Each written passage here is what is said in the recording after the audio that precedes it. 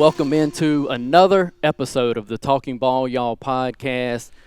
Jeff, a great time of the year to be a sports fan as we are just weeks away from high school football getting into the playoffs. NFL is well on its way as the Saints have already had their bye week. We're not going to discuss much baseball tonight unless we need this partnership to dissolve. But just a great time to be a sports fan here. And 2020, everybody knows, has been a tough year, but sports trying to help us out and give us something different to look at, and it's provided that over the last few months here. Yeah, it really has. It's everything's coming back around too. NBA just finished up in the bubble in Orlando, but we're just a few months away from the draft.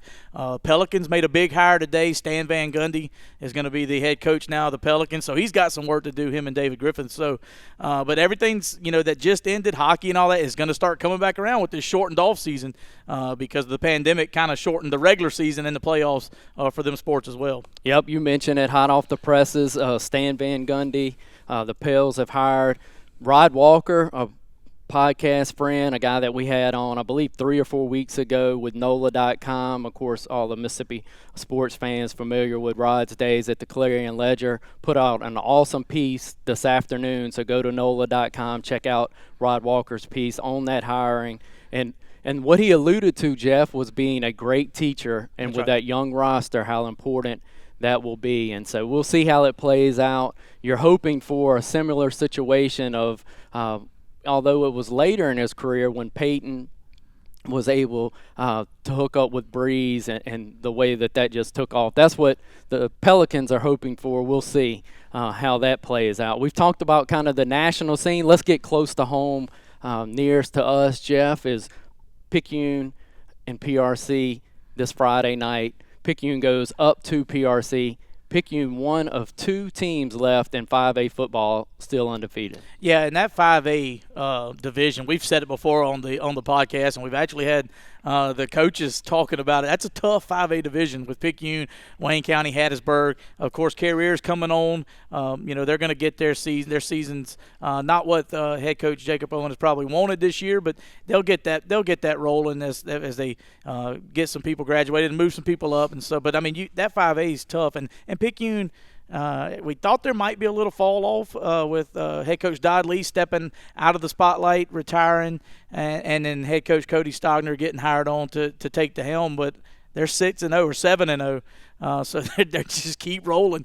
Picayune's they look like they're going to be one of the ones to kind of compete with for this 5A South State. Yeah, you bring up Cody. What an outstanding job, man. When you step into shoes like that, the pressure that comes with that job, the guys that he had returning, and to step out here and be 7-0, quite impressive. As I said, just one of 2 left in the 5A ranks, the other in the Soba Central 8-0, and so Picayune certainly looks the part and have played the part. Of course, played for a state championship just a year ago, trying to match that. And the team that they played against last year, Jeff, when you look at West Point actually on the outside looking in their district have had back-to-back losses for the first time in forever. And so that's very interesting to see if West Point can get into the playoffs. And then for 5A, that's who you've expected to see at the end of the year from the North. Let's see if that plays out again this year. But certainly not looking that way right now, but it's hard to count West Point out. Yeah, it really is. All they have to do is get in. You get into the show, then it could be anybody's game because then it's just a one-game elimination as far as that goes, and you're just getting in. So West Point just wants to get in because that team has been there. It's been there in the end for many years. Yep, they've got the experience, like you said. Let's bump up from 5A to 6A.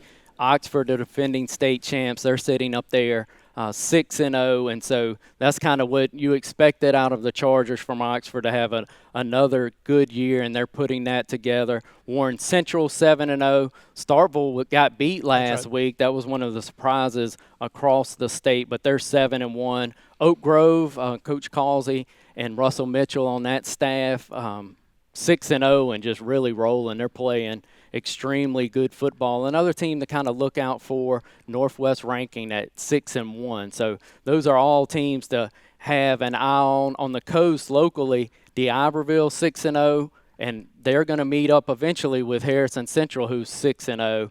And so down on the coast, that's going to be a big matchup. And then Ocean Springs sitting at 3-1 in that district. They're really in third place when you look at the top two teams being undefeated. So we'll be interested to see. We saw Coach Dolan and that D'Iberville team earlier in the year, Poplarville, in a tight ball game with D'Iberville, and shows the quality of a 4A Poplarville that we said, look, this schedule's tough, and it's played out that way. You look at the loss for Poplarville to D'Iberville, still undefeated. Picayune, a loss, still undefeated. And so we knew that Jeff Davis club's going to be really good. Right. Coach Mancuso, I have them really good before the playoffs begin. And so that tough early schedule for Poplarville has really played out the way we thought it would. And then you look what Poplarville's done after those, we call them almost preseason non-district ball games. Yeah, and Coach Jay Beach at Poplarville, he likes to, get his oil checked, and he'll tell you that. Likes to see what his ball club's made of them first. Now, we had 2 weeks cut off of everybody's season with the COVID situation, so but you schedule people like in years past, Mandeville, D'Iberville, Picayune. You schedule them big boys up front. Jeff Davis is a 3A, but they're a big boy defending as far state as champ. Defending state champs 3A side. But you schedule them big boys up front, and it really gets that ball club in Poplarville, and we're going to use them because we call Poplarville football on Friday nights, but it gets them ready for their district. And look what they've done since they hit the 4A side. Yep. Stanislaus, Forest County, Stone, Purvis. I mean, they're 3-0 in the district with that win against Stanislaus too. So they're 4-0 in 4A competition. Have a tough game this Friday night, but at defending district champs Greene County. But Poplarville's, they got past that test early in the preseason, as you mentioned, but they got that ball steady rolling downhill. Yeah, they do, and we'll go on the road. It's been nice, a nice homestand, 3 straight games in the Hornets' Nest for Poplarville, and have played extremely good football. You mentioned how well they've played of late. We'll go on the road to Greene County. Greene County, a team that was coached by Michael King last year. Coach King, of course, has moved on. Coach Tim Story, the former defensive coordinator for Poplarville, is over there as the defensive coordinator now for Greene County. And as you said, Greene County beat Poplarville on a Thursday night last year to win the district. So this game, if you're looking for storylines, has a bunch woven into Friday night's matchup. Should be a lot of fun, and Poplarville really can't say it enough. The way that Wing T has operated since it's gotten back into 4A, the way they've been able to rely on that big offensive line has been so impressive. And then Coach Aycock and his crew on the defense have been just as impressive, have matched the play and matched the intensity. So high school football, we love it. I mean, we've camped out there on this podcast this time of year. We will always kind of give you a lay of the land locally and things that jump out. One thing that jumped out was Laurel beating West Jones last week. I didn't expect that, but you look now, Laurel's winning that district, and West Jones would be a nightmare coming out of that district as a 2 seed. You don't want to catch them in the playoffs as a 2 seed, but Laurel with that big upset certainly has got that in play. And kind of a low-scoring game, if I remember the score correctly. It wasn't like a big blowout-type win.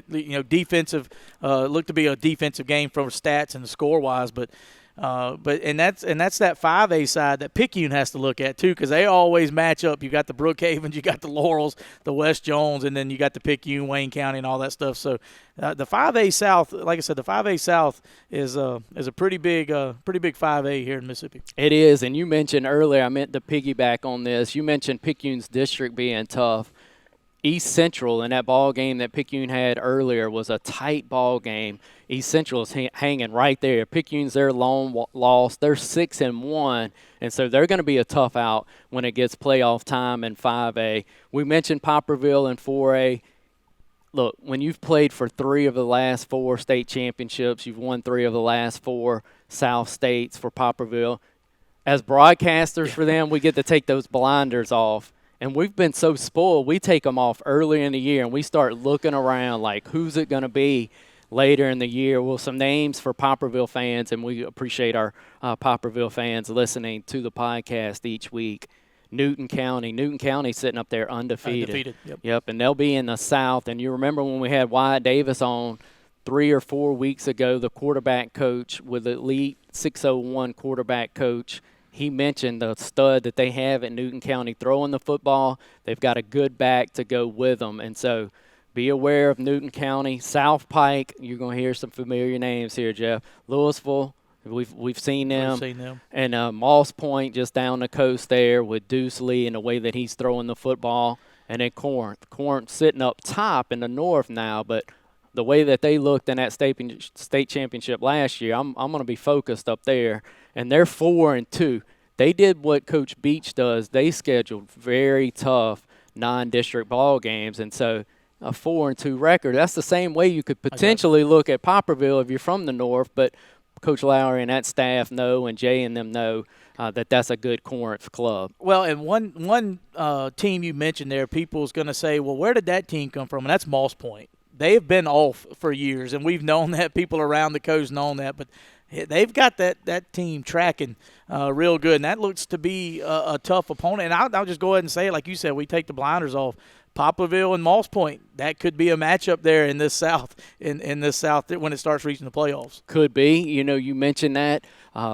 Currently at the 2 spot in that district is St. Stanislaus. We saw St. Stanislaus. That's as close as Poplarville has been lately. It was 7-7 at the half, and that's been 3 or 4 weeks ago before somebody's been tight with Poplarville. Jeff, will quickly look at college football. Nobody in the state, I don't know, I shouldn't say this, but who's wanting to look at college football right now? It's kind of rough here. It's been kind of slim, isn't it?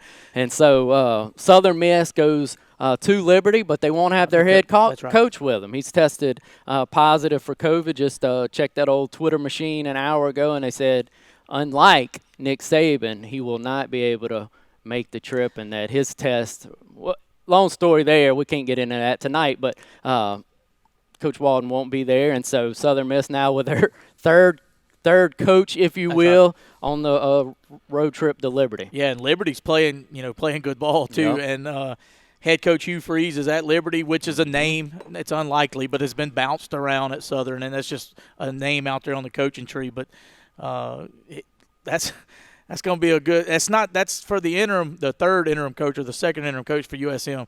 That's not a real good way I'd want to make my interim head coaching start with Liberty, because they're playing real good football. Yep, they are, and you all know more about it than I do. But Southern Miss may be the underdog in that one too. Yeah, probably deservedly so. They do deserve to be the underdog. Auburn at Ole Miss. That's an 11 o'clock kick. That's the old Golden Flake 11 o'clock kick from my childhood days back in the day when that was the old JP Jefferson Pilot 11 o'clock ball game.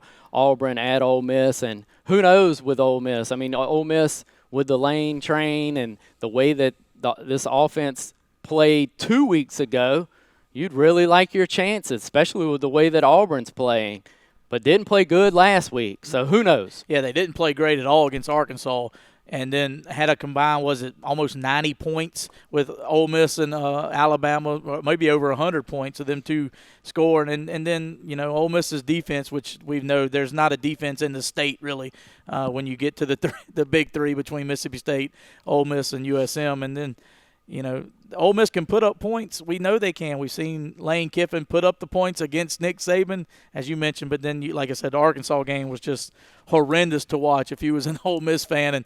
And Auburn, I think just this week they got upset by South Carolina. Yeah, Auburn was a favorite in that ball game, and then South Carolina beats them.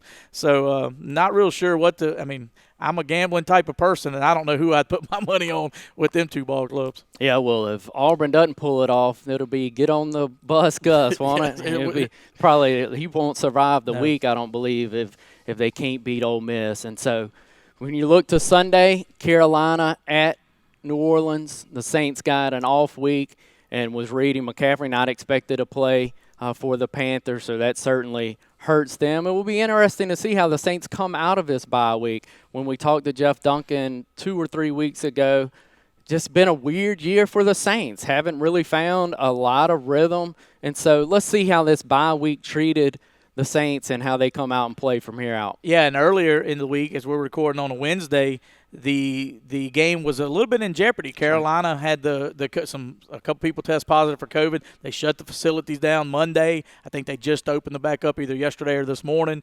So it was kind of in jeopardy too about what them ball club was going to be. And lo and behold, I think they're going to allow fans in the Superdome for the first time. 3,000 fans. I don't know how they're going to do it, whether it be a lottery with season ticket or I'm not sure, but I think they're going to set a max of 3,000 fans. So at least the Dome will have something. The Saints will have something to play in front of. Yep. Now we'll have to see how that plays out as well, as that hasn't really gone well between the city and the Saints. Yet another thing that hadn't gone just right there in 2020. We're hoping some things will go right for us, Jeff. We've got 3 good interviews on tap. We're about to jump on the phone with Kendall Lumpkins and get his story. He's a motivational speaker, a guy that's partnered up with Pearl River Community College on a podcast. And so I'm anxious to hear his story. And then after that, we have Noah Mitchell. He is an outstanding linebacker for Pearl River Community College, and we'll give you the facts and figures on this young man. They are just really unreal. And, of course, Pearl River got a win last week, and so it'll be a good chance to catch up and visit with him. And then anchoring the show, our last interview will be head coach Jay Ladner for the Southern Miss Golden Eagles. And always good to talk to Coach Ladner. He's been good to us on the podcast, and so should be a lot of fun catching up with our 3 guests. Hang in there. We appreciate you spending your time with us on the podcast, and as always, thank you for listening. Kendall Lumpkins joining the podcast tonight. Kendall, thank you for taking time for Jeff and I. Man, Clay and Jeff, thank y'all for having me, man. I'm always honored anytime I get a chance to just talk to people, talk about sports, talk about whatever, right? So appreciate y'all having me on. Well, Kendall, we've never met, man, other than I've noticed you on social media, and this has been a long while back, and it was a T-shirt or a hashtag, and I want you to kind of go into that potentially with our listeners with hope in the slogan. And I was like, man, what is this guy about? And so I started following you, and since from a distance, I've kind of found out what you're about. But just tell our listeners about that, about the term and the hope that you're pushing. Yeah, so the hope thing, it just started to stick because for me, I believe my call. I believe I'm here to encourage and inspire people in whatever capacity that is. And I just believe the world needs hope. So hope to me stands for helping other people exceed. So that's exceeding in anything that you're doing, right? Just pushing the needle, but still being hopeful. Like I believe the world will never be in a place where it doesn't need hope. So years ago, man, I thought about this and had always had this on me and just said, man, you know what? I'm getting ready to do some shirts and put hope on it because that's what we need. And on the back of it, the scripture is David was saying, I would have lost heart had I not believed I was going to see the goodness of the Lord in the land of the living. So the heart part of it was hope in translation in other verses or in other translations. So that's where that hope came from, man. And I'm constantly reminding myself to stay hopeful. Everybody's had to go through some challenging times in their life, especially in 2020. And so hope for me just makes the difference because it keeps me hopeful, keep me looking forward to a better day, better future. Well, Kendall, I don't know if it was the interaction with some of Pearl River Community College's athletic programs that caught my eye, but along that same time period on social media, I began to really see you interact, and especially, and you can correct me if I'm wrong on this, but maybe Coach Avalon and his group, but kind of explain how those partnerships came to be. Yeah, so I'm a Pearl River guy. Right, so I travel and I speak to all colleges or community colleges or whatever that looks like high school. But like I went to Pearl River Community College, and so being that I'm an alumni there, and I actually go back and I work there now. So Coach Avalon got my information from the former softball coach, which was Coach Lee White, and they wanted me to come do some leadership stuff. So man, I went one summer to his sophomores. Like what he does a leadership training, and I just got connected to him that way. and been doing his leadership training for his sophomores every year. Like take them to like a 2-day retreat, and he'll bring me in for 15 or 20 minutes, just talking about leadership, talking about life and in the game and how much we learn from the game. And so that's why, to me, I'm so passionate about sports, because I learned so much playing sports, and it helped me do other things. It helped me be where I am in my life now.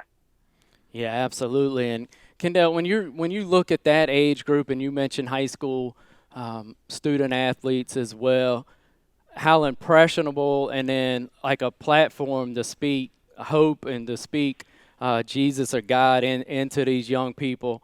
That's just an amazing opportunity, huh?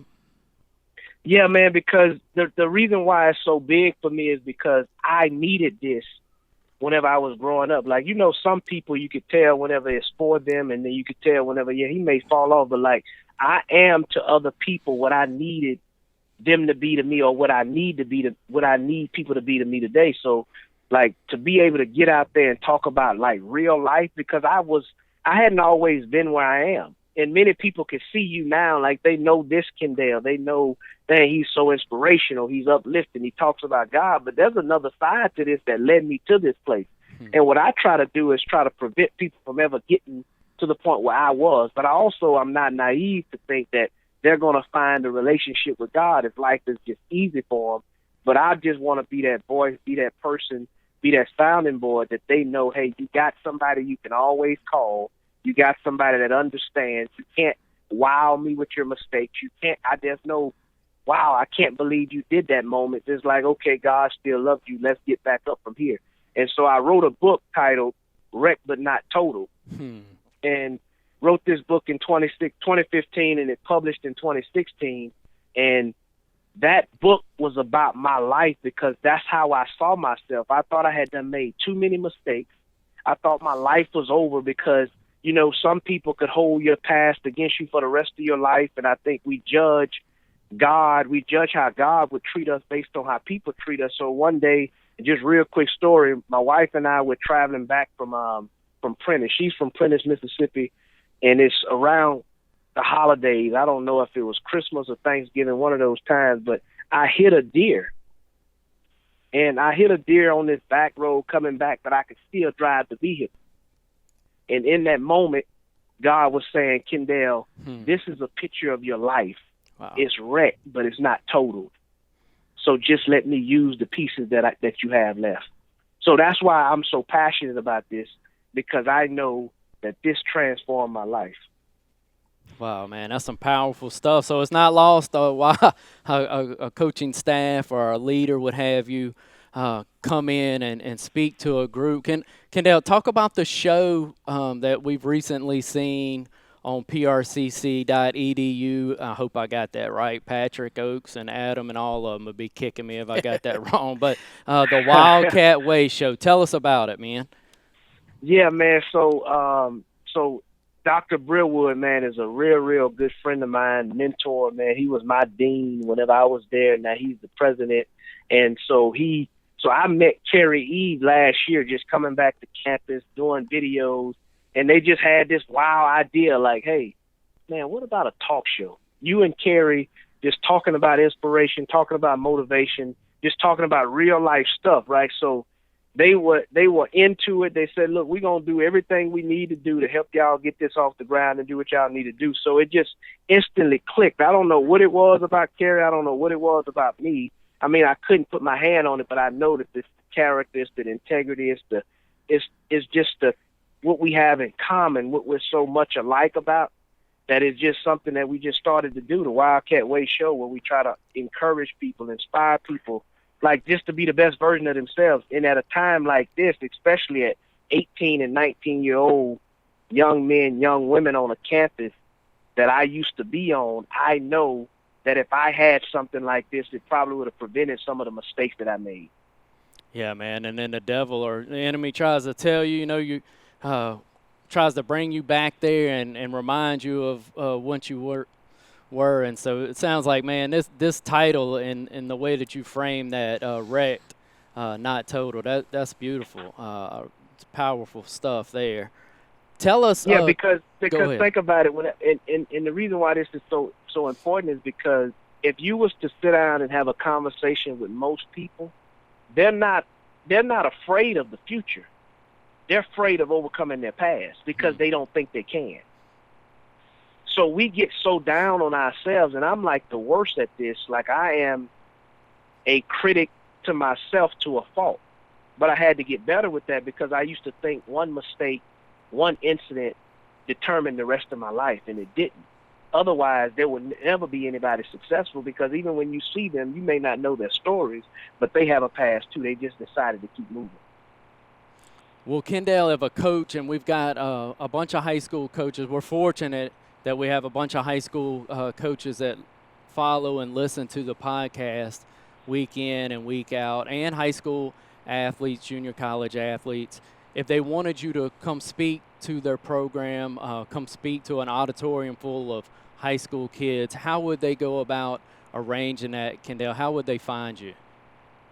Yeah, so you could definitely, and I'm not a Hollywood guy, so you could send me a personal message on social media and I will respond. I'm always amazed that somebody may hit me up and say, man, I can't believe you responded. I'm like, I'm a human being too. I'm only here to serve people. So there's nothing special about me. Yeah, if you send me a message, I'm going to talk back. So Instagram, Twitter, Facebook, Kendall Lumpkins, or you could just send me an email, KENDALE Lumpkins, LUMPKINS @yahoo.com. I don't have no rigorous program. I don't have all these hoops and hurdles. I am a personable guy, and I want to stay like that no matter how big the platform gets or where God takes me. I always want to make sure I keep the main thing, and that's dealing with people, right? I want to be able to touch people.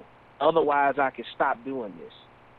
Well, Kendall, I think that the people that have heard just this brief interview with you will certainly be reaching out. Before we started recording, I mentioned to you, hey, we've got a time spot, and then Jeff laughs because I always go longer than what I'm supposed to, because we were going to have Noah Mitchell on next. And you kind of gave a cool insight to what you think about Noah, and I wanted to capture that as part of the recording, if you'll share that with our listeners.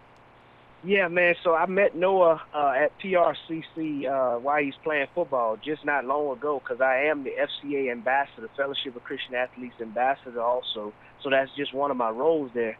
But, like, it was something about the kid that just stuck out. He has the it factor. He's special.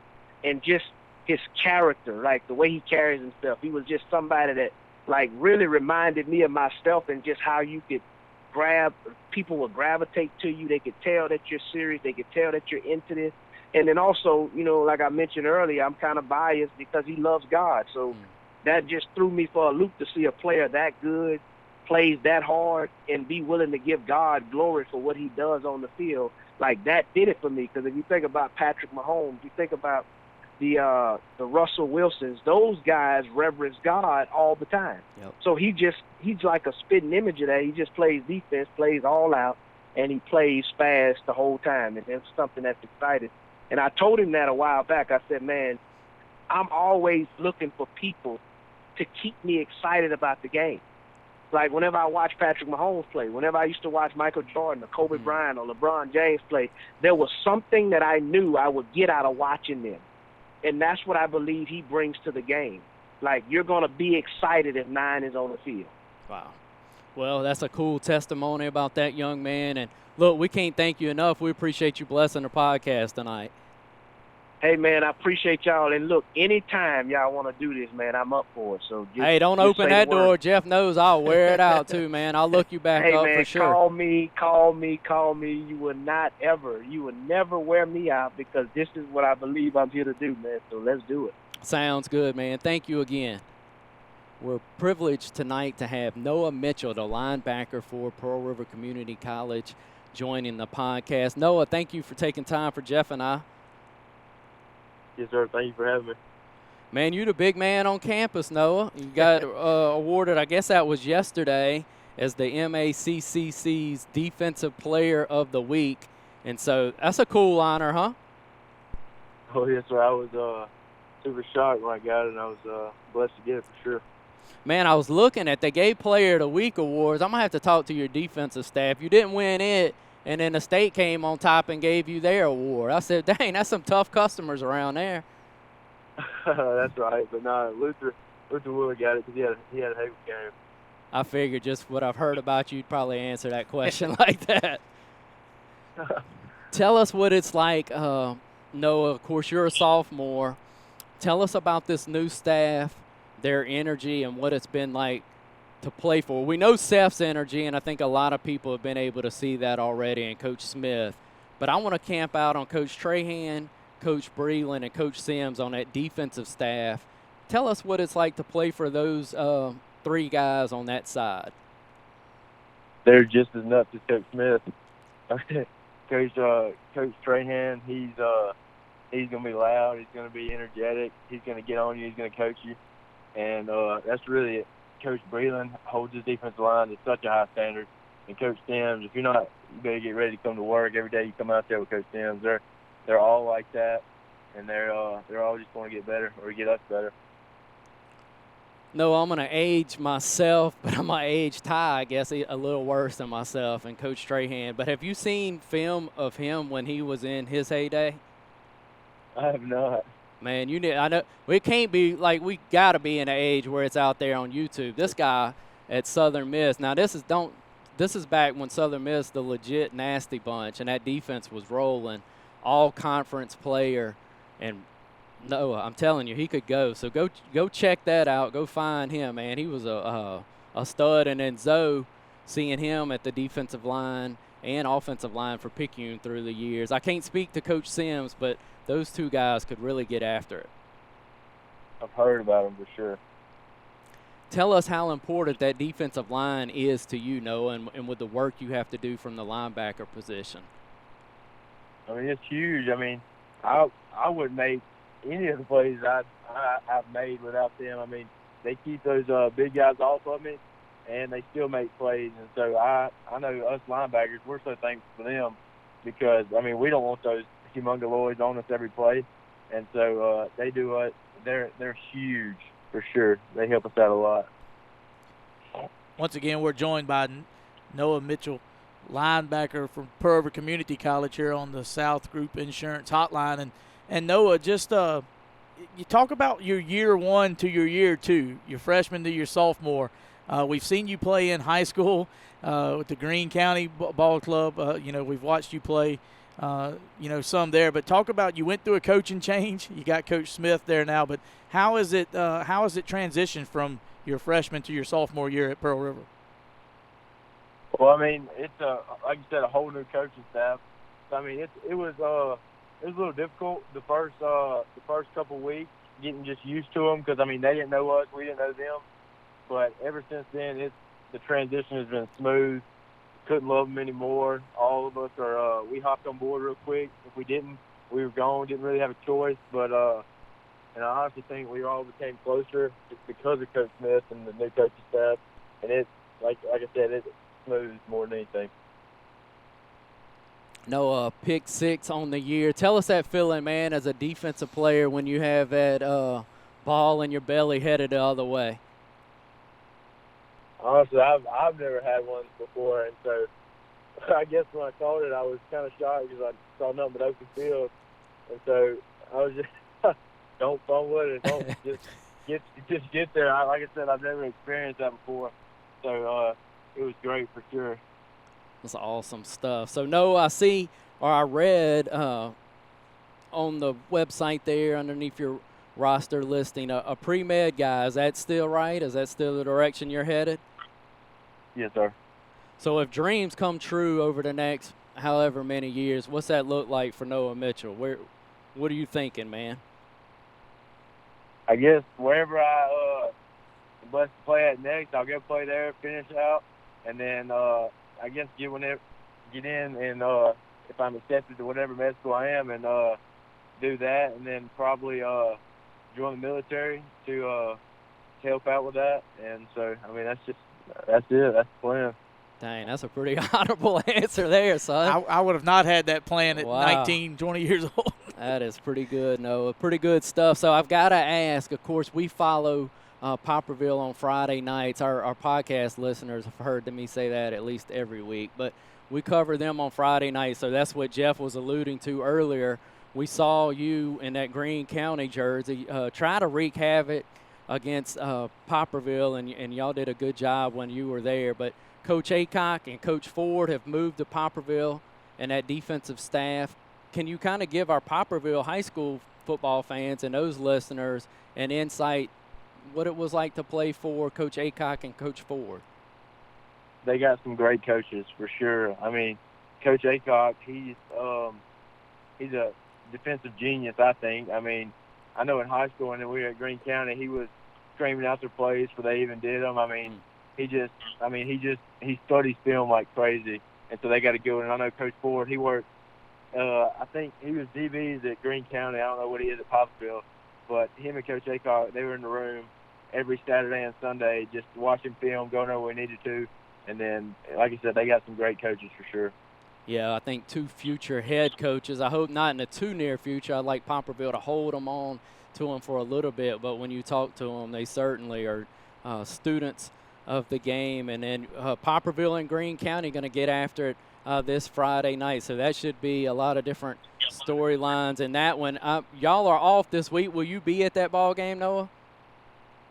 I'll probably end up there for sure. Okay. All right. Good deal. Well, look, Jeff and I appreciate your time, man. Continued success. You led the league in tackles last year, and I believe you had even a game off due to injury, and you're certainly off to an unreal start. I know a lot of eyes have been opened up to your ability around the country. A lot of Division I offers will be pouring in. So, Noah, we thank you for taking time for the podcast this evening. Thank y'all for having me. Seriously, thank y'all. Yeah, thank you, Noah. We're excited tonight to be joined by the head basketball coach at the University of Southern Mississippi. Coach Ladner, thank you for taking time for Jeff and I tonight. Always, Clay. Y'all have been gracious enough to have me on several times over the last couple of years, and I really enjoy being on y'all's show, and I really am. I'm very honored. I'm grateful that y'all would have me on, thinking up of me in our program. So glad to be here. Yeah, thank you for that, Coach, for the kind words. I think the first time we had you on, you were preparing for a conference tournament while you were still over with the Southeastern Lions, and so, yep. Man, we certainly appreciate the way that you've been able to hang in there with us, Coach. You got a good memory, man. That's good. Yeah, I remember. I remember where I was sitting. I was sitting in my den. We were talking about it. Yep. Well, look, in Hammond. You talk about a memory, man. Your father and the stories that he tells, and the memory that fella's got. The way he can go back in time and then paint a picture to, like, boy, I feel like I'm just right there. But your father and his memory, that's a memory there. It really, you're hitting a nail on the head. I didn't realize you would know that. It is amazing to me. He can remember specific games from, that Picayune State back at early 70s, and they would play at Gulfport or Hattiesburg or somebody, Tupelo, somebody for the Big 8 championship. Anyway, you're right. He can remember years much better than I can. I may have some kind of early onset dementia, so I can't remember all that. But he certainly can. All right, Coach. Y'all got the ball bouncing up there. Practice is underway. Tell us a little bit, a little preview here of this 2020 Southern Miss Golden Eagle Club and kind of what you expect out of them and what we're going to look like. Well, I'll say this, Clay. I'll kind of summarize. We had some good players on our team last year, but you're going to see a entirely different looking basketball team from USM. Not making any type. I'm not the type would make any type of grandiose predictions or anything like that. But you'll see optically. You'll see when I say we had good players last year, we've just got more good players this year. We've got more size. We just look the part. Jeremy McLean, our athletic director, was in practice late last week, maybe Thursday or Friday, and texted me an hour or so after practice in the evening because he had left before the end of practice. The coach, he said, we actually look like a basketball team. And what he was meaning was our players look the part. And they have been fun to work with. That was really our first recruiting class this year, and so it's guys that we had developed a personal relationship with through recruiting, and felt like that myself and staff, that those were guys that kind of fit the mold and the type of player that we want at USM: tough, hard-nosed, coachable, positive kind of kids, and of course with the talented enough to help us compete for championships. But they've been a joy to work with so far. We haven't had a bad day. They come with their hard hat on and lunch pail, and they go to work like they're going to work down at Ingles. They go into work every day, and I like that. And we've shown consistent improvement. Our challenges have been obviously that we have a number of new faces. Out of our 17 guys on our roster, nine are new faces. Now we've got some old wily veterans out there, Ladavius Drain and Tyler Stevenson. Jay Malone's back on the roster, got himself out of purgatory, of academic purgatory, so to speak. And so we've got a number of guys that have experience, but we've also got a great influx of younger guys and a combination of junior college guys and high school players. But I think what you're going to see is you'll see, like I said, optically, you'll look out there and see a much longer team. You're going to see a team that's bigger and stronger than we were across the board last year. You'll see more guys that are capable of doing some things out there. We'll have much greater depth than we had last year. Last year, gosh, we were having to play our mainline guys sometimes 38, even 40 minutes a game, and it really wore on those guys. I think as the season went on, it caught up to us. And but anyway, it is what it is. It's a new start, and we're excited about the Golden Eagles as we approach this season. Coach, one guy that jumped out at me, the junior that's going to come in from Carroll City, Florida, Pickney. Tell us about him. I mean, he just jumps out, 6'8", 225, Yep. The body, the stuff that you're able to go out and see on social media, and when you study and look. What's his skill set like, Coach, at that size? His body type certainly a little bit different than Durant, but in terms of a pro player that you think that his game's a little bit like, it would be Durant. He's long. He's like I said, his body type is not the like Durant, long and lean. He's got some more thickness to him, but his ability to play facing the basket as well as to sack the basket is a big plus for him. He's able to step out, shoot the three-point shot, but tough enough and rugged enough to play inside as well, which is obviously what we need, particularly on the defensive side. And so that's how I would kind of to give everybody, obviously they'll get a chance to see him soon enough, but a sneak peek at DeAndre Pinckney, another really great kid.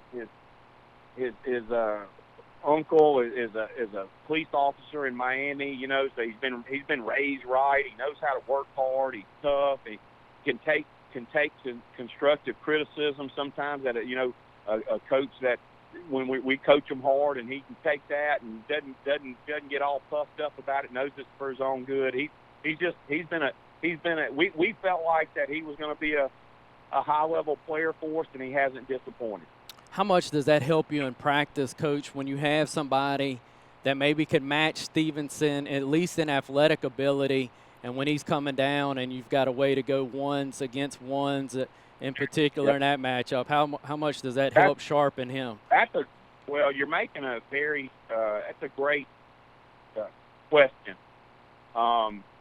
insight, because last year, as compared to last year's team to this year, we never had that type of competition at practice. It was a big drop off from our first 5 or 6 guys, and just never had them pushing each other or sharpening each other either.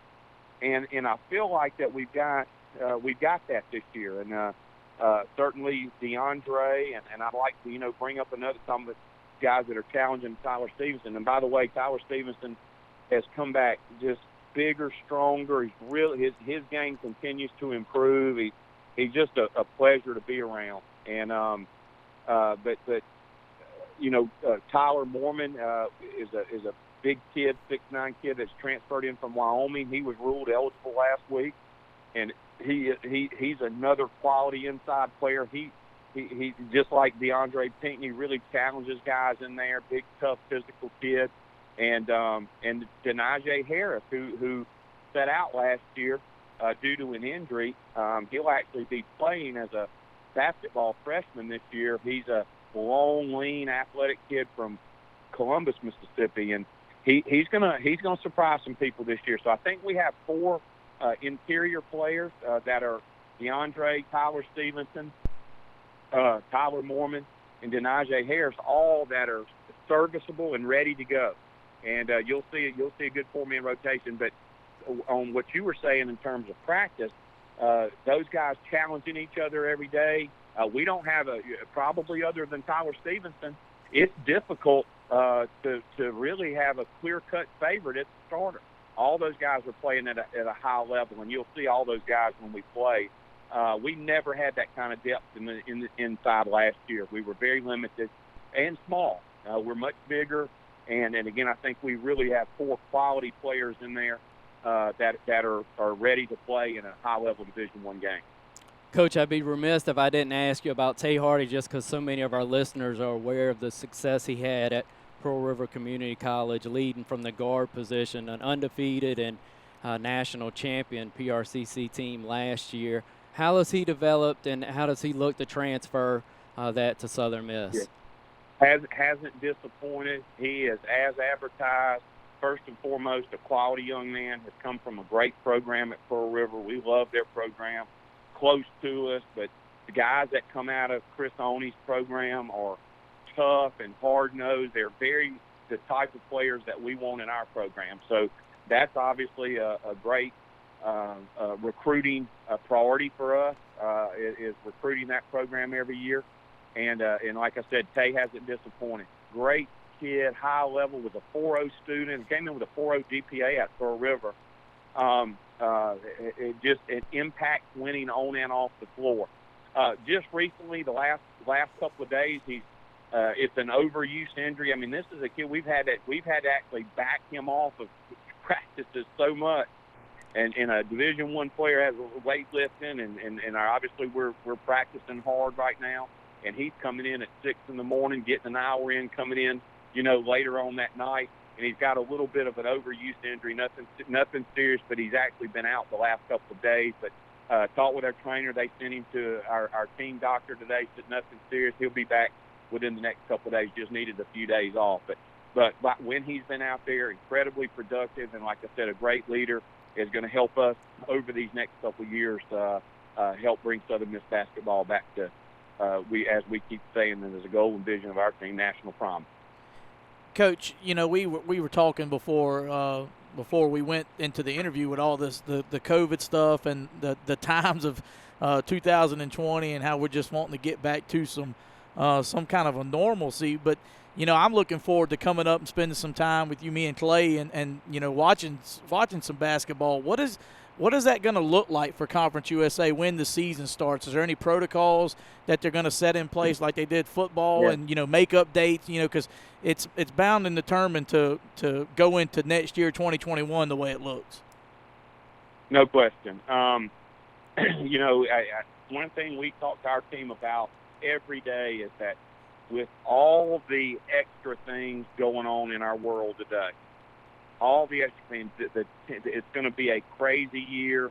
We can't overreact one way or the other, but the team that can stay together, unified, and the team that can, obviously with some luck, stay healthy and stay away from, as we were saying, there are certain things a college student will like to do. Y'all and I probably did the same thing. You like to go socialize. You like to see other college students. You go out some when you have an off night. And you put that about as well as you could have put that, Coach. You put that about as clean as you could have, Coach. That was well done. Was that not as diplomatic as we could be on that? Yeah, that was pretty good there, Coach. But my point being, if we, that may not be options for us if we want to win this year, because there's going to be times we may be a player or two short, or maybe we're playing somebody that's missing a point guard and a center. That's going to happen. So the team that can stay together, can do the very best they can to insulate themselves from all these different distractions that could happen and hurt a basketball team over the course of the year. It's a crazy year, and we may be a year or so away because of just so many new faces, but a crazy year could bring crazy results, and that's why we're incredibly optimistic. And like to answer your question specifically, of course the NCAA came in, and we were playing. We were scheduled. Our schedule, like everybody else's, was completed last spring. 31 games.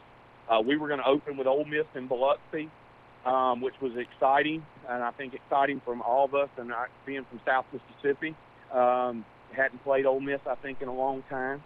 And but anyway, when the NCAA came in and they said the season no longer can begin on the 1st of November, it's now November the 25th. Well, all the games that were scheduled prior to that threw everybody's schedule across the country in disarray. So we lost some games. We had to rearrange some games, reschedule some games. And then that's our non-conference portion. Well, we go to the conference portion. They have gone to a kind of, and I say radical, I don't mean in a bad sense, but it's something that would be done on a normal year. We won't play all the opponents like we normally do. They scheduled 18 league games. We're going to play 4 away series, and what they mean by that, this is the radical part of it, we'll go play an opponent on Thursday night, stay at that particular place, and play them again on Saturday night. So we'll within what they've done is cut down traveling, and they think that cutting down that extra traveling will lessen the chances for exposure. And so we'll do that 4 times when there'll be 4 different opponents come to Hattiesburg that'll play Thursday night and Saturday afternoon. In fact, I said Saturday night. Those are going to be Saturday afternoon games. So that would be a total of 16. And then one of the opponents, what they call our travel partner, which in our case is Louisiana Tech, that would be the only game inside the conference that we play one home, and we actually travel to Ruston. So they'll play in Hattiesburg, and we'll go to Ruston due to the close proximity of those games. And so 4 home series where you play the same opponent on Thursday and Saturday, more similar to the baseball model. 4 away series where you do the same thing, and then you'll play 1 true home and home for a total of 18 games. So, anything can happen. Like I said, we don't play everybody in the league. We've got to qualify for the conference tournament. Out of the 14 teams, are going to take 12. But again, I'm optimistic. Crazy year can breed crazy results, and we would love for Southern Miss to come out of nowhere, so to speak, and let's make a run at this thing. Coach, when you look at what the Heat did inside of the bubble and the run that they made, they really weren't expected. They were probably 2 years out as well. And then that run, does that kind of give you some hope, too, in a different setup to see them have some success? First of all, I love watching the Heat play. Mm-hmm. They didn't have the superstar lineup that the other teams they were beating later on, especially in the playoffs, and they did it the way that I think Southern Miss has to. They were more blue collar. They were tough on defense, gritty, competitive, shared the basketball, played together as a unit. All the stuff that makes you has a synergistic effect, so to speak. Those are the things that help you play maybe better than your talent level by playing together and being committed to a team goal. And so I love watching the Heat play. That's certainly a great model for us. It's funny that you say that because throughout, especially during the playoffs, I was constantly referring to those guys. Obviously, watch a lot of NBA basketball. And I was referring to the Heat as, hey, man, look at what they're doing and how they're playing. They play with such passion, and I personally really like watching them play. But yes, that's certainly a good model for us. Coach, one last question: when you look at the way you describe these 2 at a time type series, I mean, I know that y'all are studying film, and we'll talk about Richard Williams joining your staff as part of this question, but that's going to kind of change the way you self-scout or when teams change over a 2-3 week period when you're seeing them twice in a week. And I know it's going to be fair because everybody's doing it, but that's certainly going to change the way y'all scout. No question. And, here's the question, because first of all, nobody's ever really done that, but do you go in with 2 game plans and you play one? Do you play one game and then and maybe an entirely different defense and style the second game if you don't win the first one. Obviously, you win the first one, you may want to stick with what you're doing.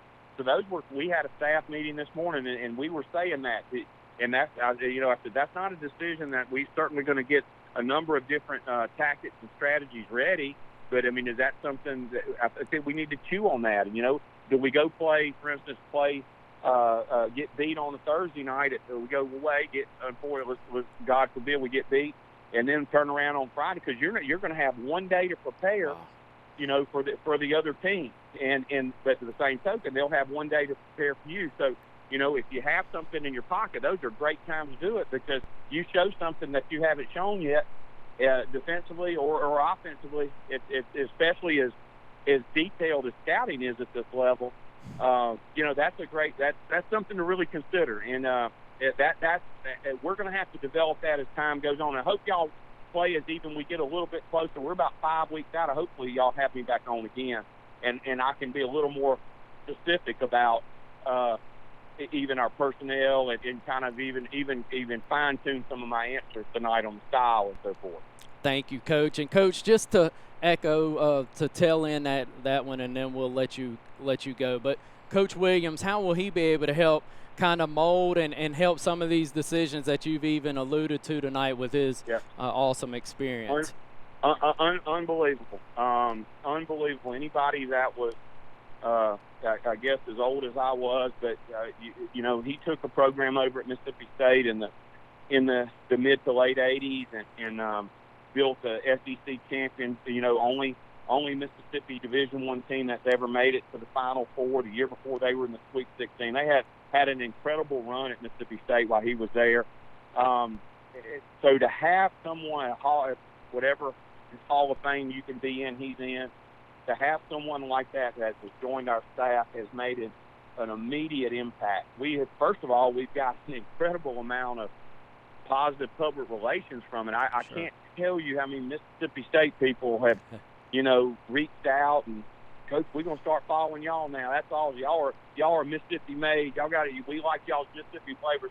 Whatever angle we can get, we'll take. Sure. And, so Coach has brought certainly a lot of positive attention just by the fact that he's joined our staff.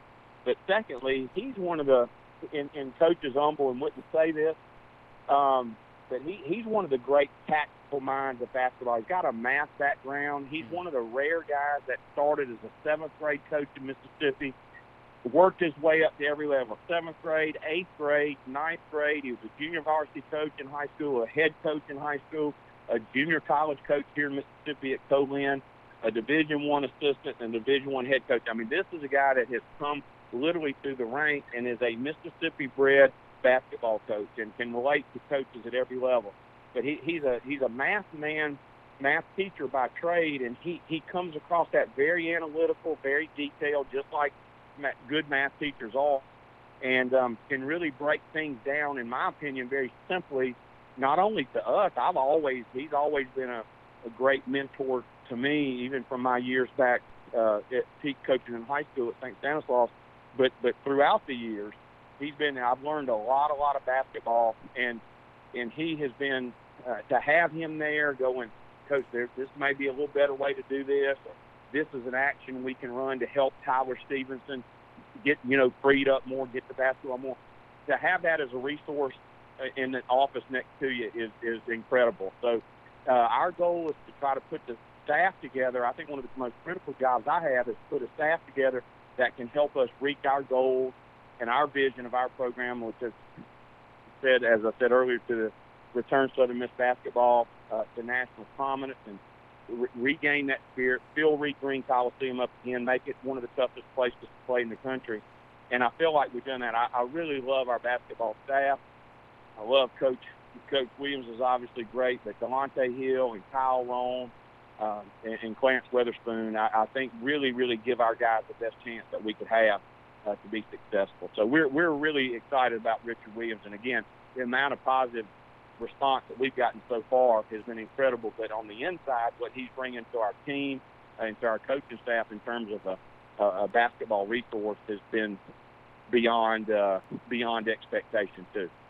Well, Coach, we're very excited about what the year holds for Southern Miss basketball. And like I said, we can't thank you enough for the time you spend with the podcast and being a friend of the show. Well, so thank you, Coach. Y'all do an incredible job. We're basically in the same business. Y'all are about sports in South Mississippi. I'm about sports in South Mississippi and really helping young people. And y'all have a different angle than I do, but y'all are very important and critical. And I appreciate what y'all do for athletics. So I appreciate y'all having me on. And again, I would hope you think enough of us to have me back on again as we get real close to the season.